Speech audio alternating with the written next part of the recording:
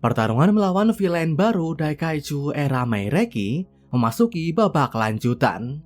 Setelah sebelumnya Kafka dan Mina tumbang, dua penantang baru pun tiba dalam diri Narumi dan Hoshina. Jadi di chapter terbaru inilah, kita akan melihat duet dua tentara super kuat ini yang juga ahli dalam pertarungan jarak pendek. Dan dengan gimana Kaiju Meireki dapat melepas serangan-serangan yang super cepat, kelincahan dan refleks keduanya bakal diuji. Tapi nggak hanya soal mereka, kita juga akan mendapat sebuah clue soal kebangkitan dari Kafka. Dan ini ada hubungannya dengan identitas sosok samurai zaman Edo yang kita lihat sebelumnya. Jadi gimana jalan ceritanya? Langsung aja kita bahas di chapter 116. Chapter dimulai dengan flashback yang melibatkan Narumi dan Hoshina. Jadi beberapa tahun sebelumnya, saat Divisi 1 dan 3 sedang melakukan pelatihan gabungan, keduanya sempat bertemu untuk yang pertama kalinya. Dan saat pertama kali itu, Narumi mengaku benci dengan Hoshina karena wajahnya sama-sama mengesalkan seperti kakaknya. Tapi saat melihatnya berlatih, mata Kaiju Narumi dapat melihat potensi besar yang ada pada Hoshina. Dia melihat gimana aliran sinyal di tubuhnya amat terasa buat ukuran tentara baru. Jadi Narumi awalnya mencoba mengajak Hoshina buat bergabung ke Divisi 1.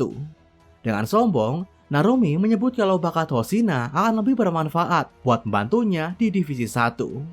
Tapi Hoshina dengan belak-belakan menolaknya. Hoshina bilang kalau dia udah memilih seseorang buat diikuti. Dan yang dia maksud tentu aja adalah Mina. Jadi meski Divisi 1 disebut sebagai pasukan yang lebih elit, Hoshina dengan santai menolaknya.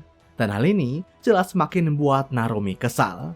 Apalagi setelahnya, dia mendengar Hoshina dijadikan wakil kapten Divisi 3. Nggak cukup di situ, semakin Hoshina berkembang sebagai tentara, rekor-rekor pertarungan jarak pendek yang sebelumnya dipegang oleh Narumi perlahan juga dipecahkan oleh Hoshina. Makanya sampai detik ini pun, Narumi seakan menaruh dendam padanya, dan keduanya nggak pernah bisa akur.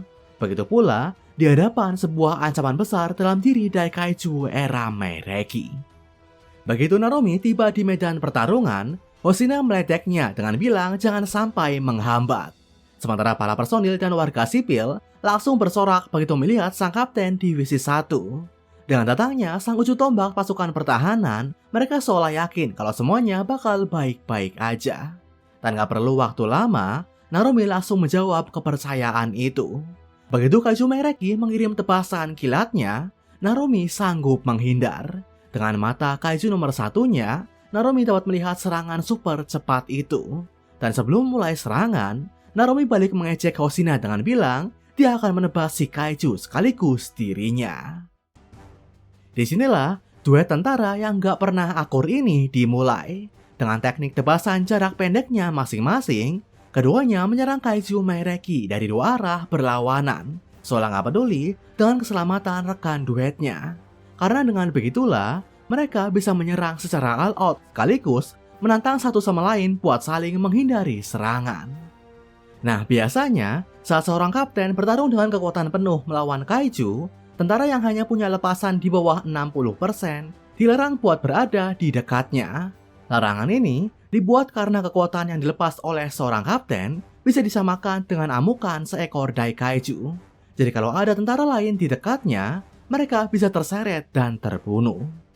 Larangan ini pun makin diperketat saat Narumi bertarung dengan senjata Kaiju nomor satunya. Sebagai tentara yang memegang kekuatan terbesar di Jepang, gak ada seorang tentara pun yang bisa selamat saat ada di radius 100 meter dekat Narumi bertarung. Tapi larangan itu gak berlaku buat Hoshina. Masih ada di tengah serangan-serangan dahsyat Narumi, Hoshina tetap bisa menghindar dan memakai seluruh jurusnya dengan maksimal. Jadi saat Narumi mengirim serangan jarak pendek maupun jauh dengan bayonetnya, Hoshina bisa langsung melepas serangan lanjutan dengan pedang kembarnya. Dan melihat betapa dahsyatnya serangan-serangan Narumi, Kaiju nomor 10 yang ada di seragam Hoshina langsung dibuat terkesan dan ingin bertarung melawannya juga. Tapi Hoshina menyebut kalau Narumi adalah monster yang paling gak ingin dia lawan. Jadi meski saat ini dia dapat menghindari serangan-serangannya, Hoshina mengakui kalau Narumi adalah lawan duel yang mengerikan. Di sisi lain, Hoshina juga punya alasan buat terus mengerahkan segalanya di pertarungan itu. Melihat gimana Kafka udah terluka parah, Hoshina menilai kalau setelahnya dia nggak akan bisa bertarung lagi. Jadi mau nggak mau, hanya dia dan Narumi lah yang harus mengalahkan Kaiju Meireki. Meski begitu, setelah dihujani dengan serangan-serangan dua tentara kuat ini, pertahanan keras dan gerakan kilat Kaiju Meireki dapat terus menahannya. Sampai tibalah saat Narumi dan Hoshina melepas jurus pamungkas masing-masing dari dua arah berlawanan, kejadian mencekam terjadi. Hanya dengan dua tangannya, Kaiju Meireki berhasil menghentikan laju senjata Narumi dan Hoshina secara bersamaan. Nggak cukup di situ, di saat keduanya terkejut karena serangan mereka terhenti dengan mudah, tubuh Kaiju Meireki tiba-tiba membesar seolah akan meledak. Jadi saat kedua tentara ini tepat ada di dekatnya, sebuah ledakan dari sang kaiju sepertinya akan dilepas. Tapi sebelum itu terjadi, adegan beralih ke alam bawah sadar Kafka.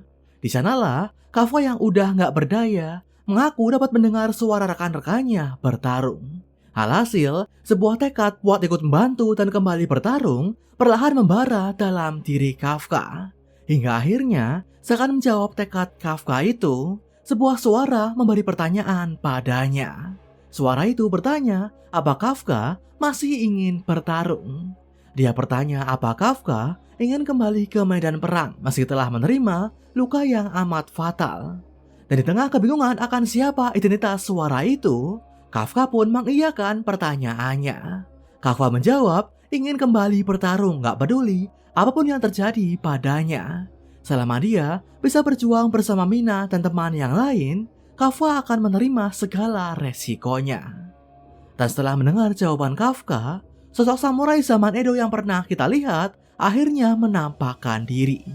Dia menyuruh Kafka buat datang padanya kalau tekadnya emang udah bulat. Dengan begitu, Kafka bisa berdalam dan berkuat koneksinya dengan mereka. Jadi siapakah mereka yang dia maksud? Dan apa identitas dari samurai ini? Mari kita kupas sama-sama.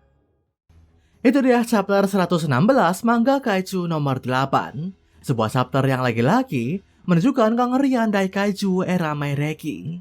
Karena ternyata meski telah dirompok oleh dua tentara elit yang ahli dalam pertarungan jarak pendek, Kaiju ini masih sanggup bertahan. Bahkan gak hanya dengan kecepatannya dalam menghindar, dia sanggup juga menahan serangan pamungkas Hoshina dan Narumi bersamaan. Jadi di chapter ini juga lah kita mendapat sebuah cliffhanger di mana keduanya akan dihadapkan dengan serangan telak Kaiju Meireki. Dari sinilah muncul pertanyaan apa Narumi dan Hoshina bisa bertahan. Dan jawabannya kemungkinan besar iya. Melihat kecepatan dan refleks keduanya, gue percaya kalau serangan jarak dekat Kaiju Meireki gak akan berdampak fatal ke mereka. Apalagi setelah menghentikan senjata keduanya, si Kaiju gak menahan senjata itu dan malah melepaskannya. Jadi hal ini membuat peluang keduanya buat kabur lebih besar. Nah kemungkinan yang lain, bala bantuan juga bisa aja datang dan menolong keduanya. Karena kita tahu saat ini, ancaman serangan Daikaiju dari nomor 9 telah berhenti, para tentara elit yang lain juga bisa aja dalam perjalanan. Contohnya seperti Kikoru dan Reno. Dari sini, gue juga yakin kalau serangan pasukan pertahanan belum habis. Bahkan mengingat gimana Narumi belum masuk ke mode mata merahnya, ada peluang kalau fase lanjutan bakal terjadi. Jadi sembari menunggu Kafka benar-benar bangkit, kita mungkin masih akan melihat aksi tentara lain dulu. Nah, kebangkitan Kafka sendiri mungkin juga nggak akan terjadi secara instan. Pasalnya, gimana si samurai zaman Edo seakan mengajak Kafka buat datang padanya, seolah menandakan kalau kita akan masuk ke fase proses kebangkitan itu dulu. Dan ini melibatkan Kafka buat merdalam koneksinya dengan sosok lain. Jadi, kita melihat gimana si samurai menyebut kata kami, seolah menunjukkan kalau dia nggak sendirian.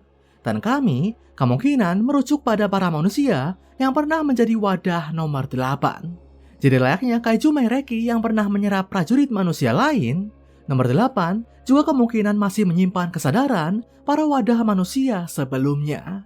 Dan salah satunya adalah samurai yang kita lihat. Dari clue Kaiju nomor 9 sebelumnya, Kafka juga sepertinya akan mendapat memori dari Kaiju nomor 8 dan para wadahnya begitu koneksinya diperdalam.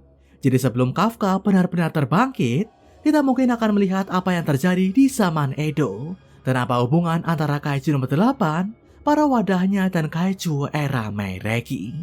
Jadi jawaban dari segala misteri itu sepertinya udah di depan mata.